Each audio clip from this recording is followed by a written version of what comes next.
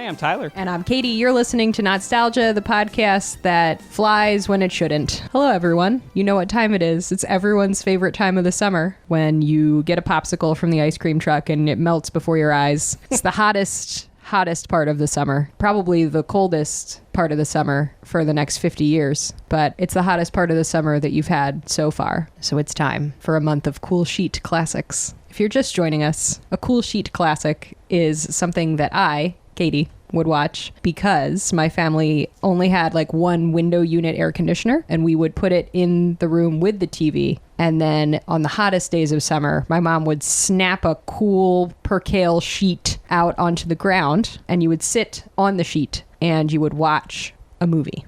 We would get these from the library, and this little segment that we're doing for this month is called a Cool Sheet Classic because all of these movies are a little bit older, perhaps. Most of them, I would say, are a little bit older than what we typically watch. And all of them are certified bangers. They're great. I wish we had a little music for this that had the sound of like a sheet being kind of snapped open and then like some light classical music. Yeah, thank you for joining us. Just imagine that, everybody.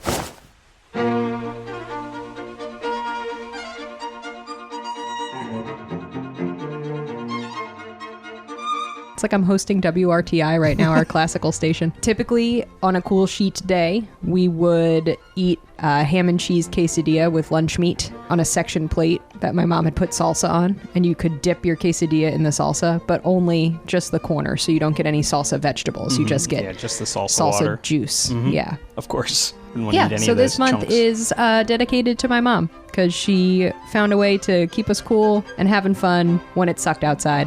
So thanks, Mom. Thanks for listening. Thanks for being our one listener. I'm getting her on this podcast one of these days. It's my dream. I know. If you're listening, Mom. Squiddly diddly. We are going to open our Cool Sheet Classics month with a movie that actually terrified me as a kid. Are you ready? Have you ever seen Chitty bang bang, chitty chitty bang bang, chitty bang bang, chitty chitty bang bang, chitty bang bang, chitty chitty bang bang. Oh, you pretty chitty bang bang, chitty chitty bang bang. We love you and our pretty chitty bang bang, chitty chitty bang bang loves us too.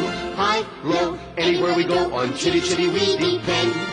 Bang bang, chitty chitty bang bang, our fine four-fendered friend. Bang bang, chitty chitty bang bang, our fine four-fendered friend. Chitty Chitty Bang Bang? No. I can't believe you've never seen Chitty Chitty Bang Bang. Just, I want you to hold that feeling for the other 400 times. I know. When I have asked you if you've seen things that everyone our age has seen, and you haven't. No. All I know about Chitty Chitty Bang Bang is there's a car. I think it was made by the Broccoli family, the people who make James Bond. I'm sure this will be in your notes. Dick Van Dyke's in it. It's really long. I guess this is a long list of all I know. I just think my only experience with it is watching Mary Poppins and my mom being like, oh, have you ever, like, there's also Chitty Chitty Bang Bang, and like badly describing the plot to me, like loosely, and none of it stuck, but I remember being like, oh, and then kind of mixing up in my head from then on Supercalifragilisticexpialidocious and Chitty Chitty Bang Bang, which to me both have kind of a nonsensical sound to them. Yeah.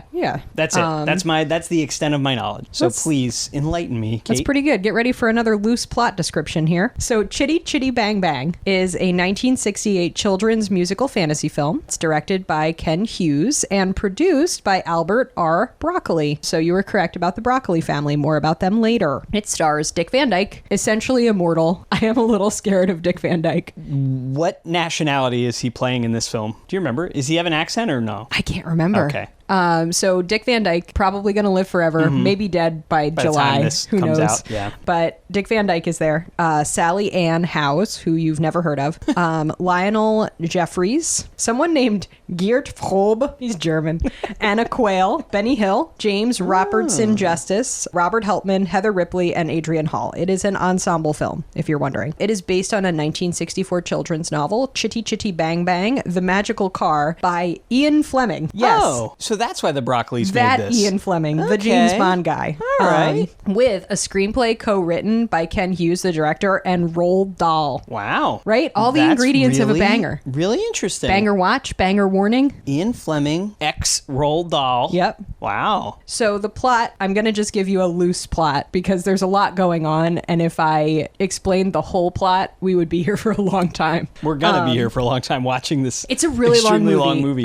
Side note, as a kid, when I watched this movie, I was like, this is the longest movie ever made. And I just looked and it's 2 hours and 25 minutes, which may, for me at that time, have been the longest movie ever made. Hey, you watched My Fair Lady as well, which I did. Also very long. Just as long. Okay, so here's the plot. A down on his luck inventor turns a broken down Grand Prix car into a fancy vehicle for his children, and they go off on a magical fantasy adventure to save their grandfather in a far off land. It sounds like vaguely threatening.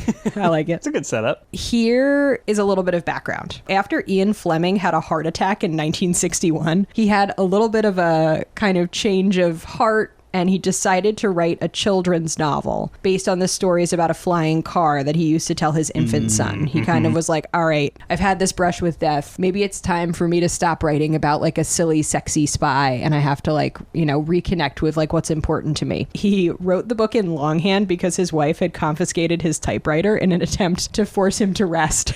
So I just picture him like under the covers with a flashlight, like writing Chitty Chitty Bang Bang, and every time his wife came in to like give him a glass of milk or like, I don't know, empty his bedpan, he would like scrabble to put it away.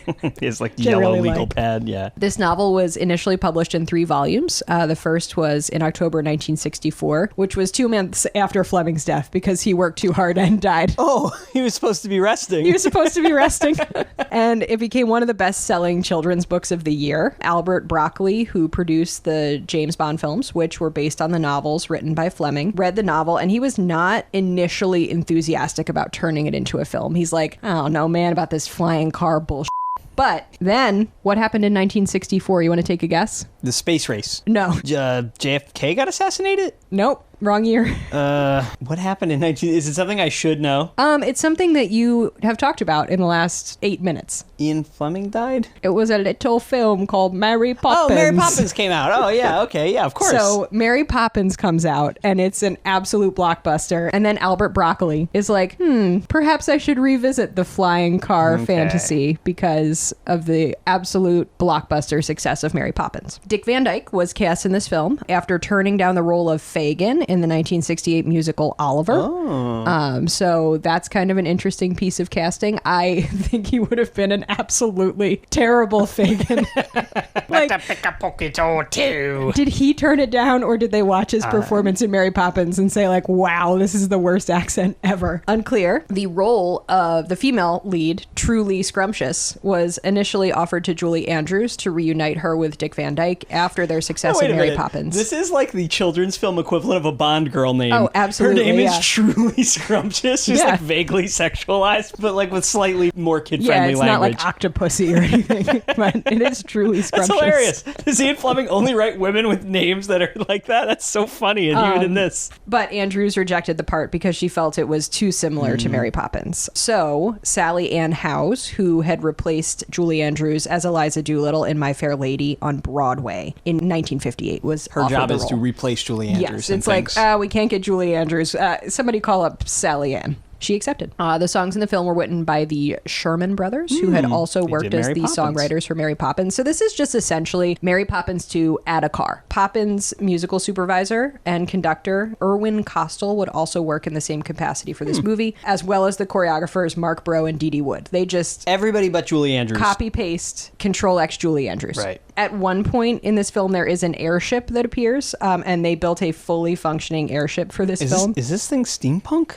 They called it the Chitty Bang Bang, and it was intended to represent the airship of the Baron Bombburst of Bulgaria. Although fictional inspiration, it was a fully functional flying airship. But Bulgaria, the fictional province, and the airship is drawn from Roald Dahl's screenplay for the film. It is not in Ian Fleming's original book. Roald Dahl and a flying thing. Name a more iconic duo, you know? Flying on a peach, flying on other stuff, flying elevator. Yeah, there's 2 things. So back to the airship. On one flight by Malcolm Brighton and Darrett Piggott, the airship collided with 2 sets of high voltage power lines, which caused a lot of damage. And then they decided, they were like, no, we have to repair it. We have to include it in the film. A freak storm tore the point of attachment of the mooring ropes and completely destroyed it. But were they able to use They it were in the able movie? to use it in the film, yeah. So reviews on this one are mixed.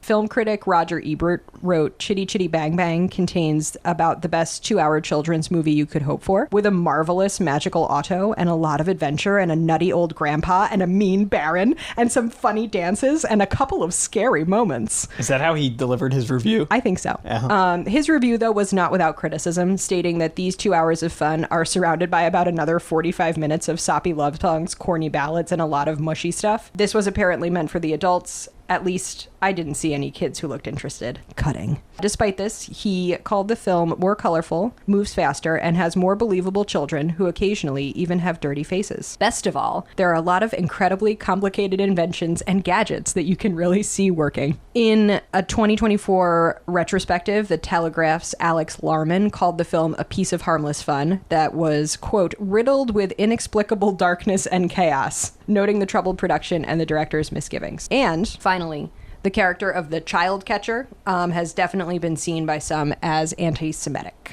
So there's some criticism that the character, quote, bears many anti-Semitic stereotypes, most notably his large prosthetic nose, which appears like a caricature. So there's an evil Jewish guy running around capturing children. Yes. And anti-Semitic depictions of Jewish people have often included men wearing top hats, which is also sported by the child catcher. So something to look out for as we make our way through this odyssey of a film. A little bit of trivia. The current owner of the Chitty car is Sir Peter Jackson, the director of The Lord of the Rings and The Hobbit. Intriguing. And he could be seen during the production of The Hobbit driving cast members around in the car while playing the main theme song through a sound system. Is this a daily driver, do you think? Do you think he drives it to work? I don't think so. Did he drive it to set that day? I don't know. It's unclear. Huh. So just imagine Peter Jackson driving around in the Chitty Chitty Bang Bang car driving Ian McKellen around or something. Yeah. Yep, with the speakers blasting the Chitty Chitty Bang Bang theme. So that is Chitty Chitty Bang Bang. We are going to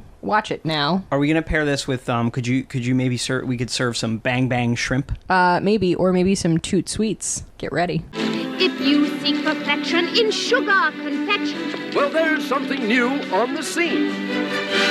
that mouthful of cheer, That's sweet without fear. that musical morsel supreme. Toot, sweets, toot, sweets, A bonbon to blow on at last has been found. Toot, sweets, toot, sweets, with tweetable, eatable sound. I guess I should tell you about my memories of it, which were that it was the longest movie in the world and that also it was terrifying, but I don't remember why. And there's a song called Toot Sweets. That's really all I remember. All right. Did you like it? I was scared of it. But you watched it. Yes. More than once. Yes. All right. You could have been that scared. We only had one TV, and it was like, okay, if Chitty Chitty Bang Bang is what we're going to watch today, then Chitty Chitty Bang Bang is what everyone's going to watch. How do you go through life with a name like Albert R. Broccoli? Hey, he's you know? one of the most successful producers. Here we are at the British Grand Prix, 1907. Ian Fleming killed himself by writing this. He did. Ian Fleming's was Chitty Chitty Bang Bang. He was supposed to be resting. Is the moral of that story always listen to your wife? Yes. But, on the other hand, we wouldn't have Chitty Chitty Bang Bang if he listened to his wife. Well, I think you should decide how important or significant Chitty Chitty Bang Bang is after the movie. All right. We'll decide if it was worth Ian Fleming's life. This is probably about the time when I was eating my quesadilla, so I don't really remember the opening. But here's the Grand Prix de France, 1908. Oh, we're moving through time. Okay, this is the next year. Got it. I'm glad you said that. I don't think I would have noticed. I'd be like, maybe I misread the last one. Also, let's remember that this story was based on stories that Ian Fleming used to tell his infant son about a flying car. Do you think you would like to drive one of these little cars or no? I mean, on one hand, it does look kind of fun, but I feel like it would just explode. It just and burst you into also flames. need a co-pilot. Yeah, what's going on with these cars? Does one guy like crank the motor or something by hand? I don't know how these work. Unclear. I'm very ignorant of early vehicles. This just seems like it would kill you, right? Like, just straight up. Well, you're going to be hurled from it. There's no seatbelts. Oh, yeah, no seatbelts. Uh-oh, the Grand Prix Deutschland, 1908. We are really spending a lot of much time watching these races. I guess that's why the movie is 2 hours and 45 minutes. Oh, the British Grand Prix 1909. Wow, this just never ends. You think we should get into Formula One? Oh, I don't know. You have to stay up till like 2 a.m. to watch it. Yeah, we're about 7 minutes into the movie. No one's spoken yet. Not a word. Oh my God, a dog. No. So this Grand Prix driver, who has won all the other Grand Prix. Oh my God, it did explode. See, this is a scary movie. This just exploded. A little dog ran onto the track like inches from the finish line. Little girl stupidly chased right after it in front of the cars. The car swerved, ran through the crowd, possibly killing people. Oh yeah, and then just careened into a ravine and burst into flames and obviously killed the driver and his little co-pilot. Wow. So and now here it is with children playing in the old burned wreckage. Yep. Do you love all the accents here? What's this hunk of old iron? Proof that kids have always been annoying. The junk man is like, all right, I'm going to give you 30 bob for this car. And the owner of the kind of like scrap yard is like, oh, this is great. But the kids who are like playing and are like, you can't sell it. You can't. Please don't sell my car. You can't make a living and sell things. Whine. We need to play in it. You But should then be this, poor. the junk man is like, we are going to just melt this car down into liquid iron. And he's like gleefully describing how they're going to destroy the car. He just threatened to kill the children. He said he was going to murder them. Incredible. They don't move. Is the car haunted by the soul of the driver? Sort of, I think. The movie has been on for 10 minutes. Twice in 10 minutes, children have run out in front of a car without looking, causing accidents. Who's this Julie Andrews knockoff? That's Betty Ann Wells. What's her name? Here's JV Julie Andrews. Daddy's a bit distracted. He's a bit neglectful, and Miss Truly Scrumptious has picked them up in her motor car. So they're driving back with this strange woman. After they've nearly been hit. Dick Van Dyke is strapped to a bunch of rockets like Johnny Knoxville. I can't wait to see what's going to happen. I think I finally understand why you like Jackass if you grew up on this movie. Yeah. This is literally just Jackass. So here's Dick Van Dyke. He's a hapless inventor. The rockets have like started to fly off backwards. This is very rocket skates coded, and I love it. Also, I don't think there's any like safe. There's no like fire safe clothing on here. No. I don't think. It might not be Dick Van Dyke, but there is a man under that who's getting burnt. It might have been Dick Van Dyke because they knew he was immortal. They were like, Dick Van Dyke can't die, so we can hook him up to these rockets. Okay, so now Dick Van Dyke doesn't have an accent, but his children have an accent.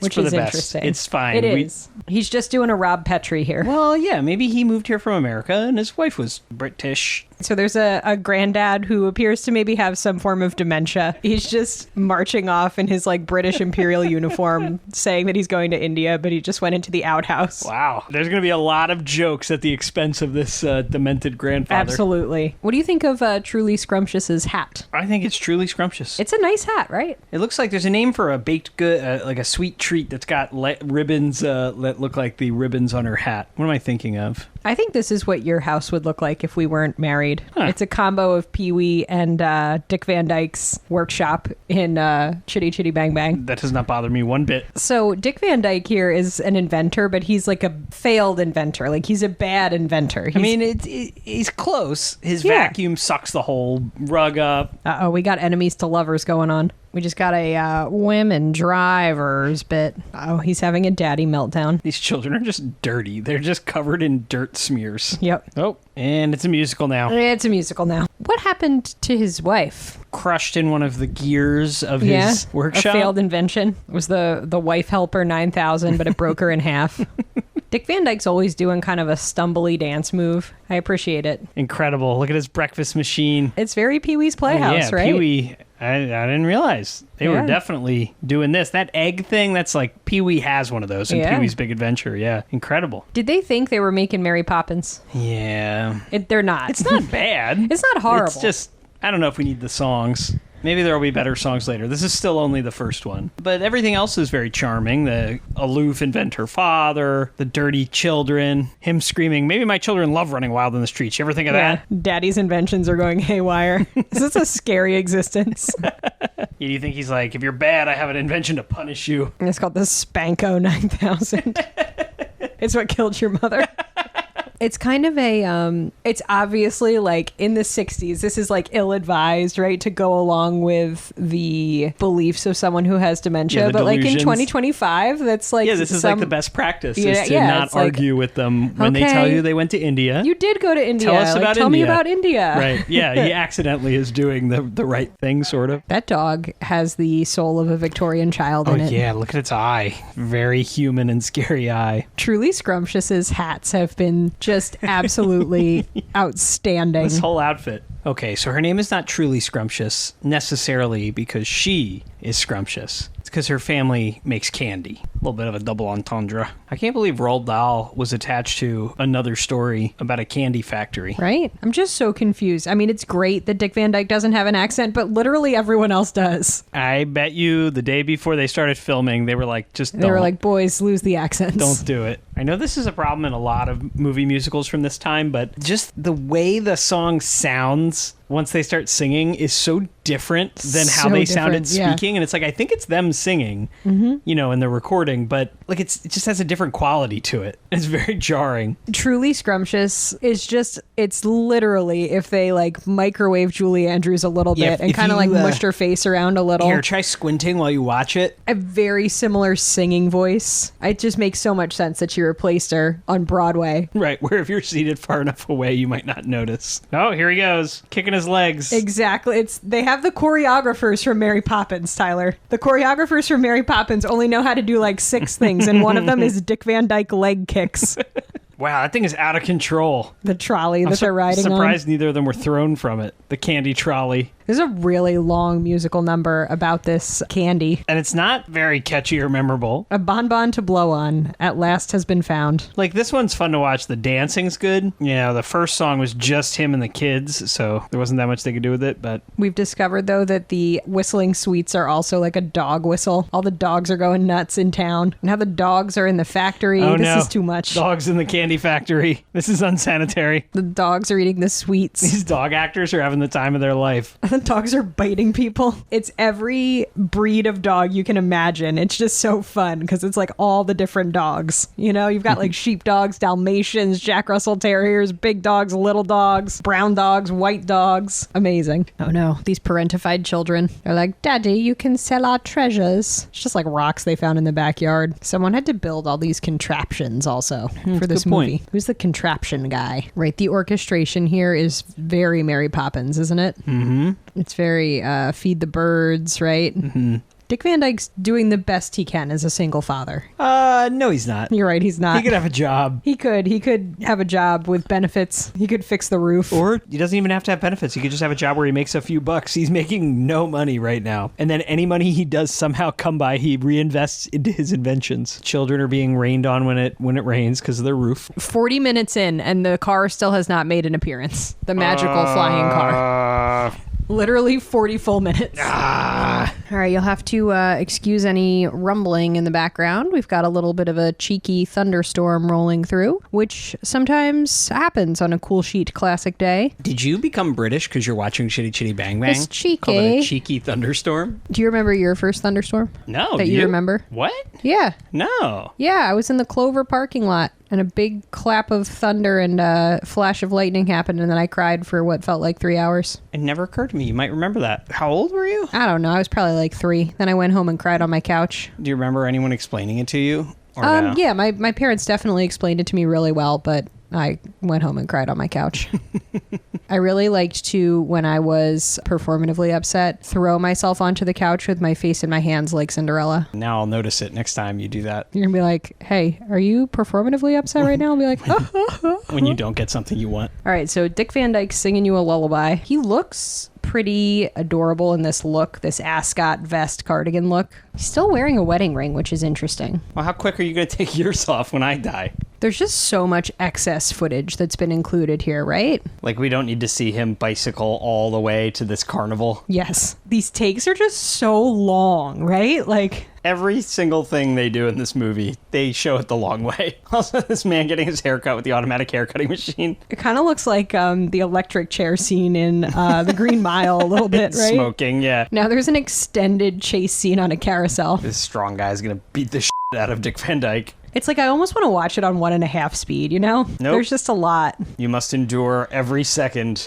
They could have trimmed a lot of fat here. This is how the filmmakers intended us to enjoy this film. A nice leisurely... This extended chase scene through a carnival, I think, could be fun, but it's just so long. He's just like one step behind all these performers, which is fun. And you get to see Dick Van Dyke do wacky things with his legs, which is always what I'm here for. That's the whole point of this movie, I think. It's a fun dance sequence with all of these bamboo sticks. Don't know what it has to do with anything in this movie. Nothing. There's an extended, it's just to say like Dick Van Dyke can do anything except invent things. Yeah, why isn't he just performing if he's so good at dancing? Yeah. He could make this money easily by being a song and dance man. Just look at the Mary Poppins choreography here. It is chim chimney, chim chimney, chim chim chiroo. These are all the songs that were supposed to be in Mary Poppins that they were like, no, these are bad. The choreography here is beautiful. Yeah, it's though, fun to right? watch. It's fun. It's very intricate. Now we have like a crane shot for some reason. I guess just because they could. Dick Van Dyke's just so lanky. Never forget when they told Dick Van Dyke that he had arthritis or something. So actually, I will regale you with some Dick Van Dyke facts right now. Dick Van Dyke wanted very badly to serve in the military during World War II, and he was denied several times because he was underweight. And the only thing that they would take him for was radio operator. So he left high school and he went and was a radio operator in the war. And then when he returned from the war, became a radio DJ. And that was part of how he got his start, was like doing DJ work and like entertainment work like that. If you're wondering. Did you know that he got his high school diploma in like 2004? I did not. Would he go back to school or did they just give it to him? He went back to school. Wow. And he is still alive as of this writing. Oh, he did make the money by singing and dancing. I guess he did, yeah. Okay. There you go. He got the car, that burned out husk of a dangerous car. Yeah, and like what could 30 shillings have done for this family? Maybe it could have fixed the roof so that the grandpop didn't get rained on every night. Because remember, we're in England. It rains every day. It rains frequently. I like Grandpa. Grandpa's a whole mood. That's a true 1960s sleeve roll on Dick Van Dyke. That was effortless. If this were more realistic, the children would hear him cursing in the garage trying to fix the car, saying absolutely unmentionable things, words they've never heard except when he's working. You know what your dad's like when he's working. Daddy curses and swears. We know not to get close. I saw Daddy punch through a wall. Dick Van Dyke has the most comedic legs in all of cinema. Here they are just sticking out of like an overturned boat. Go ahead, change my mind. Look at those legs. Look at those gams. Uh-oh, here she comes.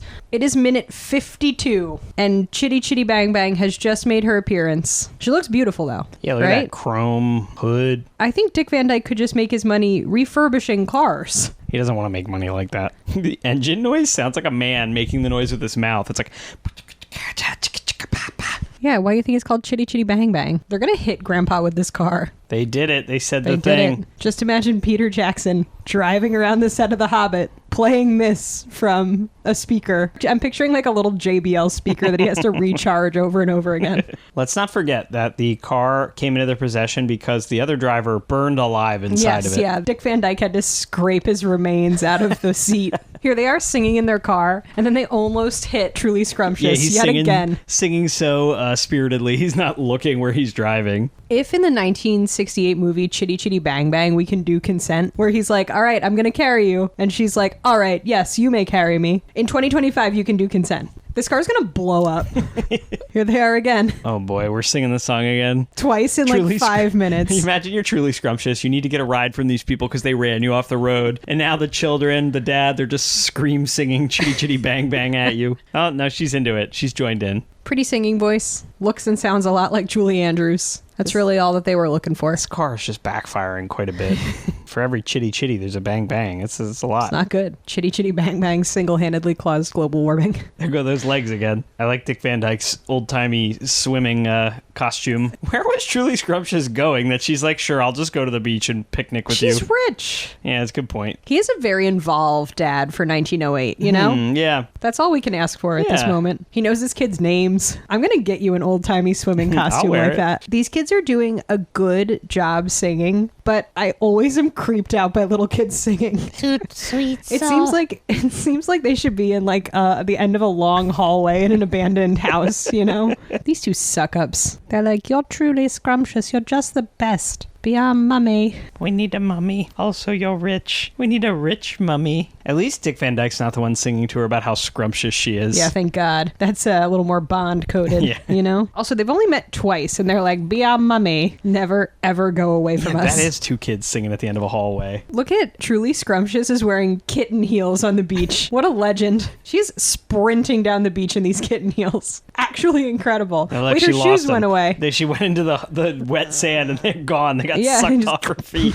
I mean, Truly's probably like 25 here. Her biological clock is ticking, you know? Do you know how difficult it must be to make a sandcastle on a beach in England? It's just all tiny rocks. Dick Van Dyke's German accent is about as good as his British accent. I mean, it's not great. All right, so now Dick Van Dyke is telling the story. All right, we're in fantasy world now. Yep, we've gone into fantasy world, which means that they've just passed like a weird filter over the lens. Yeah, this took a sharp turn into fantasy all of a sudden. It's got the most late 60s color scheme on this raft, right? It's like puce, magenta, and poppy color. All right, we're going to sing again, just in case you didn't get enough. Oh, yeah, here's the Chitty, song, Chitty, the Bang, Chitty Chitty Bang. Bang Bang song for the third time. Presumably not the final time. Just firing cannons at this family. Incredible. All right, so now the Baron has dispatched his 2 spies who are just hiding in these large pipes. And the comedy value of these large pipes is unexpectedly high, right? Uh-oh, we're going full enemies to lovers. It's Truly Scrumptious and Dick Van Dyke, for anyone wondering which characters we're speaking about. Thanks. One thing I absolutely adore about any movie from the 60s, but especially this movie, is that Truly Scrumptious's hair has not moved. And I can't tell if that's because it's a wig or it's because they've used so much Aquanet that it actually can't move. After driving in a car with no roof, a full beach day, driving her car into the water. All right, so she's done. Yeah, Truly Scrumptious, she's cooked. She's in love. She's singing about it with what's his first name? Caractacus. Caractacus Potts. Crackpot. Oh. Crackpot. Oh. Crackpot. I mean, I feel like if I met Dick Van Dyke in his prime, I would truly be cooked as well. I get one look at those.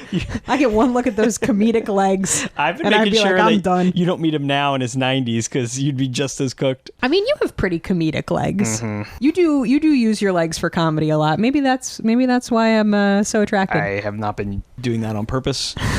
Don't lie. When you called being a when you clumsy did that guy. weird dance that one time, Choice, you hurt yourself doing the worm. Never forget. All right, Truly, calm down. Oh my God, she's gonna throw away everything. She could just marry another rich guy and they could double their wealth. I know. She's gonna marry Cantankerous Pot. I don't love this message where she's like, now that I've met this significantly older appearing man, my life now has a plan. It's like, truly. Truly, you're literally an heiress. Be You can do whatever truly you want. for real right now. This is very Maria in The Sound of Music coded, isn't it? She's stealing everything from her. She did. She just did a big spin in a field. It's not her fault.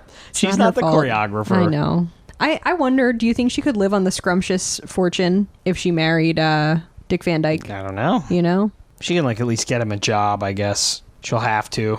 Finally, I don't have to be a single woman in 1908. I mean, to be fair, it's probably not great. No, it probably sucks. And her parents are probably on her about getting married every day. You know? Since birth. I understand what Roger Ebert was saying about the mush. We got two and a half hours here. 45 minutes of it is mush. That was a long, truly scrumptious I'm in love song. Here's what I want. Some cartoon characters. All right, here's the Bulgarian spies. They're going to blow up the bridge and kill the children and Dick Van Dyke. Yeah, this is literally a Looney Tunes cartoon now. Oh, yeah. When they're on screen. This is interesting. They blew up. They try to light their dynamite, but they blew up. Oh, wow. I mean, it's really a Looney Tunes. Oh, it's absolutely a Looney Tunes, They're yeah. unfurling a fake, tunnel for him to drive into. Also happens in Pee-wee, I think. Mm-hmm. Maybe that's Jay and Silent Bob Strike Back, actually. See, these two are trying to do the comedy legs, but they can't pull it off. Can't believe they let this guy have a Hitler stash. Here's the airship that they've built. This is wild. They built a full functioning airship. It looks very Roald Dahl, doesn't it? Yeah, it's like football shaped, but like stripes, colors. Yeah. Grandpop has been kidnapped from the outhouse. In the outhouse. They Yep. took the whole outhouse. I feel like it should be like dripping with human waste. Yeah. They've driven off a cliff. Plunging to their deaths. Literally just absolutely accelerating to the cliffs. And here we are at the intermission.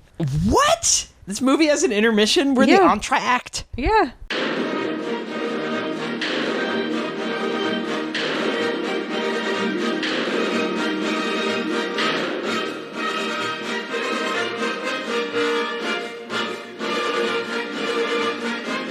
All right, here we go. What? They're going to show it again? Yeah, just in case you forgot. They're doing like a previously on. It's just plunging. Ah, here it goes. Chitty Chitty Bang Bang has deployed wings. Elon Musk could never. That would have been much more exciting if it wasn't on the cover art for the movie. Yes, them yeah. flying around in it. All right, so here they are in their flying car.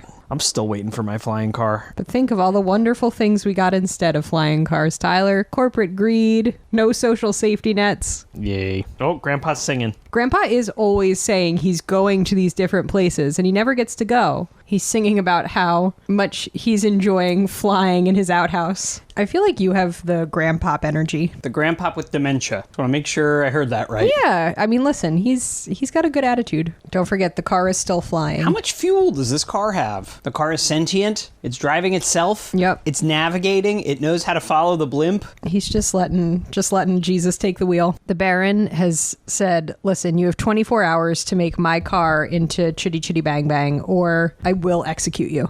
He's got a bunch of these like old bearded men to help him. Why are these the assistants? They're all just like super old. Also, and remember, sickly looking. I'm like 6 watching this. I'm terrified of these men. All these scary old men are going to sing now. This wasn't your favorite scene as a child? I was very scared. Clutching your quesadilla. I was probably hiding under a large pillow at this time. As bizarre as this is, I am enjoying it because I literally knew nothing about this movie except it was about a car. So this is all new to me. I had no idea we were going on this fantastical adventure to Bulgaria. Chitty Chitty Bang Bang essentially invented growth mindset from these old men who are like, every time you fail, you're getting closer and closer to finding the solution. And then they sing. The choreographers for this love a good men just get in line and then form a circle and then dance around in a circle. Every single dance number that has more than one man in it, there's a circle dance. It's nice to have like a little squad gassing you up all the time, you know? Am I hearing Chitty Chitty Bang Bang or a car backfiring down our street? Pretty common occurrence where we live. You know, I think we take it for granted. The amount of effort it took the filmmakers to make this car fly so much. Oh, absolutely. There's so much green screen a work. Herculean task, yeah. Uh-oh. There he is. The child catcher. They've released him. The green screen work here for 1968 is pretty well done, I have to wonderful. say. Yeah. I feel like Dick Van Dyke's outfit here is taking a page from the daddy in The Sound of Music, right? It's like a traveling coat, ascot situation. Not upset about it. All right, so there are no kids in this town. It's spooky. A little spooky. This nice toy maker, what a selfless guy. He just hid them, you know, taking on great personal risk. Now we're going to have a scene that's very similar to the beginning of Inglourious Bastards. Here's the child catcher. Oh, wow. With his the nose. Absolutely massive prosthetic nose. I'm going to say probably anti-Semitic. Actually, kind of is like the opening scene of Inglourious Bastards. A little bit, right? This feels like a very Roald Dahl thing, doesn't it? Yeah, like a very scary this guy, child is gonna catcher. Come get you with this net. And his hook. He has this hook that he is gonna like flay the flesh from these children's bones. He's speaking the most dehumanizing language possible. This is a little too real, this whole thing. Wow, this is like pure Tyler, nightmare this fuel. Is How did so you watch scary. this? They're just big clown jack-in-the-boxes now. A nutcracker is not a toy. I'm just gonna go out and say it. That is a tool. This is an absolutely unhinged movie. Yeah, the Baron's shooting at his wife? Yeah. To get She's her been ejected from the car. But her like dress is keeping her aloft, and for some reason he's just opening fire on her to get her down quicker. This movie is nuts. All right, remember, I'm 6. Child catcher is scary. The child catcher is really scary and also anti-Semitic, and that is not okay. You know what's scary? Anti-Semitism. It's the juxtaposition of like the little creepy dance that he does, right? With how scary he is. Yeah. These dumb kids. They literally were like, don't move from this spot. And these kids are like, ooh, a lolly. Oh, scary man with a lollipop. You dummies. This whole town has risked their lives to protect these 2 children. They're like, oh, I want my Meanwhile, treacle tot. These 2 dummies. These children do not know even basic safety. They didn't go to school. That's why. That's true. Their dad was like, oh, you don't have to go to school. Just the Sweets Cart having all of its fun stuff fly off and just to reveal it is just a cage. This whole town, at great personal risk to them, sheltered these children. All right, Dick Van Dyke's going to strap up and storm this castle, I think. Yeah, have you heard of a gun? This is like Taken. This is going to send him over the edge. His very particular set of skills, though, is to dance his legs around in a goofy way. All right, so the entire town is sheltering their kids in this underground village. It's really up. This movie is fucked up. The toy maker's delivery is kind of weird, right? Where he's like, this little boy doesn't know anything about the sunshine, do you? It's like Indiana Jones in the Temple of Doom now, too. the kids who are sheltering underground are like, oh, are you here to help us? And Dick Van Dyke's like, no, but I'll sing you a song. Best I could do. He's like, I was hoping you might have a gun, sir. Oh, we're back to Lullaby Bay now. This is some cold comfort for these little refugee hidden children, Dick Van Dyke. Come on, Dick. Strap up. Save these kids. Save your kids. Crackosaurus pots. Like, a truly scrumptious, and Dick Van Dyke going to have to stage a coup now? Yeah, I think so. Huh. He's So now mobilizing Dick the Van children. Dyke's like, hey, you kids want to get out of here? You're going to have to fight and kill. You are now members of my child army. He's going to launch a child-based attack upon the castle. Incredible. Oh, the Baron's throwing his own Military crazy parade? birthday party? Huh. Oh my god. The Baron and the Baroness have a song? This is a fun little vignette, though, because the Baron's like always trying to low-key kill her. Yeah, why does he want to kill the Baroness? It's just because he's a Because boomer? it's boomer humor. It's my wife. He's not even a boomer. The children in this movie are Yeah. the boomers. But like he's just always low-key trying to kill his wife. Yeah. She just refuses to die, though, which I think is really great. It's really funny. Look, it's Jeff Bezos' wedding. Got him. Got him. Finally, someone spoke truth to power about Jeff Hell Bezos yeah, and hell his yeah. stupid wedding. I'm rich in ways that Jeff Bezos will never know. Again, horrifying. The birthday present is this big music box wind-up doll, but it's truly scrumptious in disguise as a doll, a life-size doll. And she's like doing the robot. It's very unsettling. She's doing good moves, though. This is going to haunt your nightmares. This whole plot line of Vulgaria kind of reminds me of Santa Claus is Coming to Town. Yeah, a little bit, right? It's like the weird Burgermeister. It's like Shakespearean in a way, right? Like a living statue, you know? Very Winter's Tale. But is she going to like run over and stab him in the eye or something? What the hell is Dick Van Dyke? Oh, no. Dick Van Dyke's kind of got like a Raggedy Andy thing going on. Oh, he's got his comedy legs out. Oh, my God. This is some of the weirdest shit I've seen in a while. Tyler, this is absolutely unhinged. Remember, I'm 6. I'm definitely hiding under the big pillow right now. They just let Dick Van Dyke noodle around. Yeah, I don't even think he knew they were filming right now. So ostensibly, they're supposed to be like animatronic dolls. Yeah, like you know? super high-tech dolls. It's their way to infiltrate. But now how are they going to get their munitions in?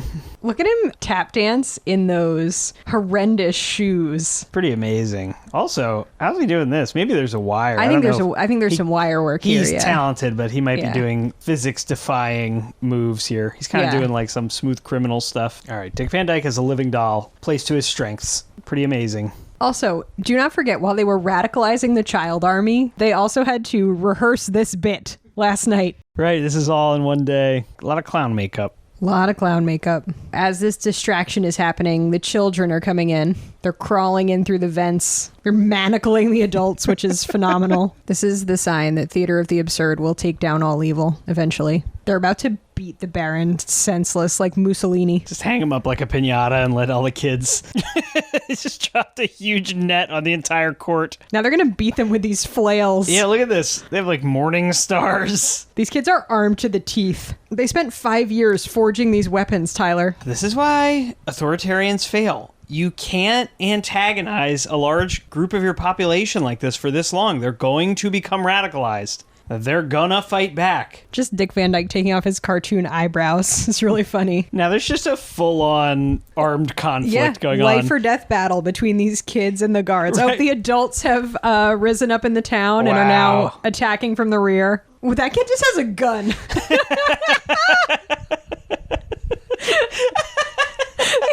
A couple of them do. They've like all like grabbed stuff from like suits of armor that from are these all dead soldiers hanging around. Well, yeah, now every once in a while, one of the suits of armor also just like animates, like comes to life, and that's it. There's no payoff explanation. to it. Yep. It's just like a whimsical detail. All right, Chitty Chitty Bang Bang is driving through the fray now. It's just gonna start running these guys over. Get Grandpa in the car. All right, so Dick Van Dyke and company have completely agitated this conflict. Yep, It's and good. then It's now a they're gonna revolution. fly away. They're right. They're gonna drive away before it's over. I guess it appears that it is over though. Yeah, now. the kids and the townspeople have killed the Okay. entire aristocracy. I thought they were still in the middle of battle and they were gonna fly away like partway through. Be like, good luck. Look, now they're a helicopter. This car is like has rules that like a kid would make up while they're playing this tag is with you. absolute playground rules. I have propellers and I can fly straight up. That was one long story that he just told these children. He just yapped for an hour straight. Yep. Children, when your mother exploded, I thought I could never love again. I don't know why he sounds like that. But she is truly scrumptious. Dick Van Dyke is correct here. They went on one beach date. Yeah, they are not ready to get married. No. Way to go, children. What an absolutely whack movie. It does not follow the traditional story structure in any way, I feel like. Okay, so 10 seconds ago, he was like, truly, we can't be together. I'm not rich like you. Now he's rich, and he ran over there. He's like, okay, let's get married. Is the point of this movie that you can only marry someone within your class? Unclear. I'm just interested in Truly's costume change. It's been like 20 minutes, and she has a full new costume and gorgeous new crown braid. I was going to call it a pretzel braid. That is not what it's called, huh? It looks like a pretzel. Good job, Tyler. You've eaten a pretzel in that shape. Oh, my God. They flew away like Grease. Were they all dead in Greece? I don't know. They're flying away. What does it mean? The magical, fantastical elements of this movie would have confused me so much if I saw it as a kid. Did you get the whole idea that he was telling a story? No, not at all.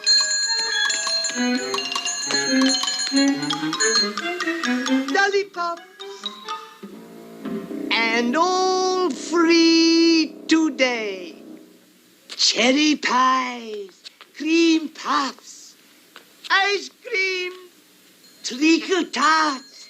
Treacle tarts and ice creams and all free. All right, there it is. So what did you think? That was insane. It was the most unhinged 2 hours and 25 minutes we've spent together in a long time. Yeah. It is weird how long it takes them to get the car. For the car to be this sort of like mythical, magical object in the movie, it's funny that it takes them so long to get it. And then once they do, we're basically just watching a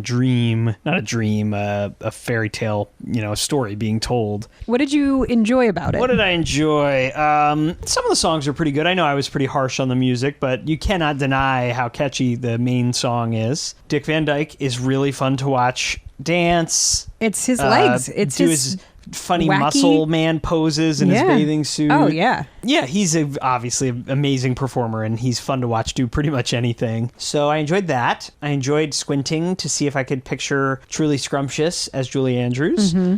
I enjoyed thinking about Truly Scrumptious as a Bond girl. The kids were pretty good. Everybody was pretty good. The whole main cast was pretty terrible, darn right? good, Is there anything you didn't like about it? It's just a little on the long side. But if you're trying to entertain your kid on a warm day that's too warm to go outside as much as you'd like, this seems like a pretty good bet. We're hiding from the heat right now ourselves. Sure are. What about the anti-Semitism? Yeah, it wasn't great. I have to say, it's tough because it's like they want him to be scary, and he is scary. And if you hadn't told me that is viewed often as anti-Semitic, it probably would have taken me an embarrassingly long time to kind of pick up on that. Because they don't give him a voice. They don't. It wasn't great. It certainly is not good. I'm not saying that.